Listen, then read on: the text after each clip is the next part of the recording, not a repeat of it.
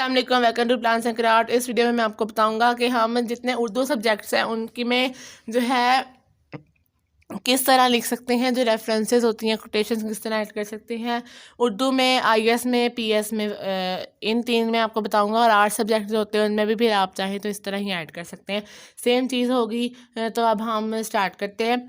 सबसे पहले हम उर्दू में अशार की बात करते हैं, जो हम तशरीफ़ वगैरह में अशार लिखते हैं, या फिर जो है हम लेटर्स, या फिर जो आप ऐसे वगैरह करते हैं उनमें अशार लिखते हैं, तो वो किस तरह लिखेंगे।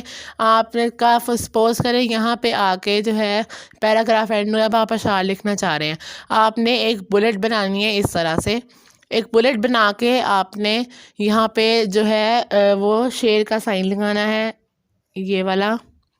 ये लगा के आपने फिर एक शेर लिखना है। जैसे मैं एक जो है शेर लिख के दिखाता हूँ आपको। 1 मिनट ये फोकस हो जाए बस कैमरा। तो ये देखें,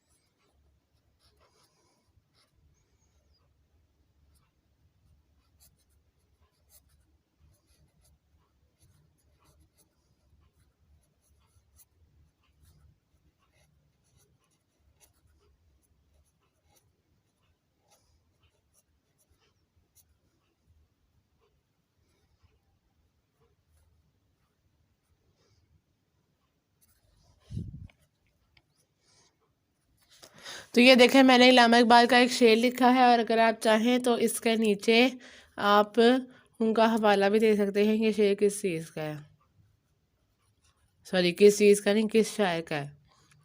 अगर आप हवाला देना चाहें तो नीचे हवाला भी दे सकते हैं कि ये शेर जो है वो किस शायर का है। जैसे मैंने यहाँ लिख दिया इलामा इकबाल। और अब मैं इसको इस 604 से ही मैं सब कुछ कर रहा हूँ, 605 इसमें मैं यूज़ नहीं कर रहा। इसको ऐसे हम क्रॉस कर देंगे।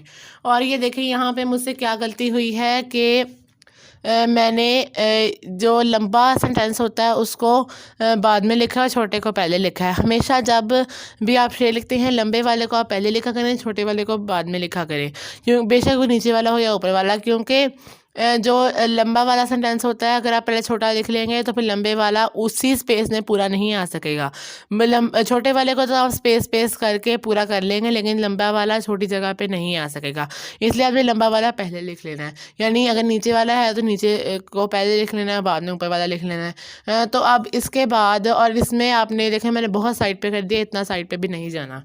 तो अब अगर आप उर्दू में ही एक और कोटेशन लिखना चाह रहे हैं, या पीएस और आईएएस वगैरह में सिर्फ कोटेशन लिखना चाह रहे हैं, जो कुरान वगैरह की हैं वो मैं आपको बाद में बताता हूँ, आयतें।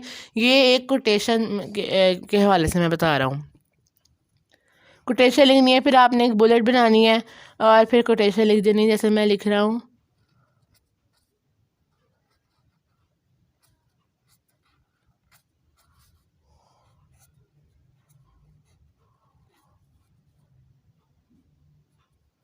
ये देखेंगे मैंने एक कोटेशन लिख दी है।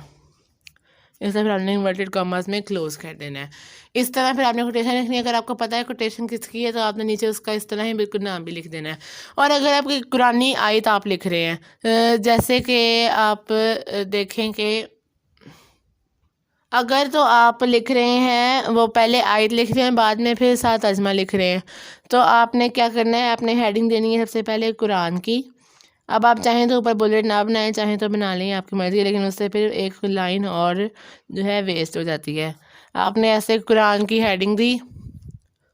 फिर अगर आपको अरबी आती है और आपने उसकी अरबी लिखनी है, तो फिर आपने ऐसे इन्वर्टेड कॉमर्स में उसकी अरबी लिखनी है। फिर हेडिंग देनी है आपने तर्जमा की, और फिर उसको आपने ऐसे क्लोज करना है, और फिर इन्वर्टेड कॉमर्स में आपने उसका तर्जमा लिखना है। लेकिन आपने जो आयत है वो मार्कर से लिखनी है, लेकिन जो तर्जमा है वो आपने फिर पेन से लिखना है।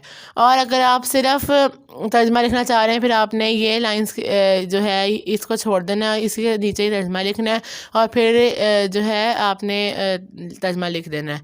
और फिर अगर आपको हवाला पता है कि ये किस सूरत का है तो फिर आपने वो लिख देना। अगर साथ आयत भी पता है तो ये और भी अच्छा है, आप वो भी लिख दें, तो इससे ज़्यादा अच्छा इंप्रेशन पड़ता है।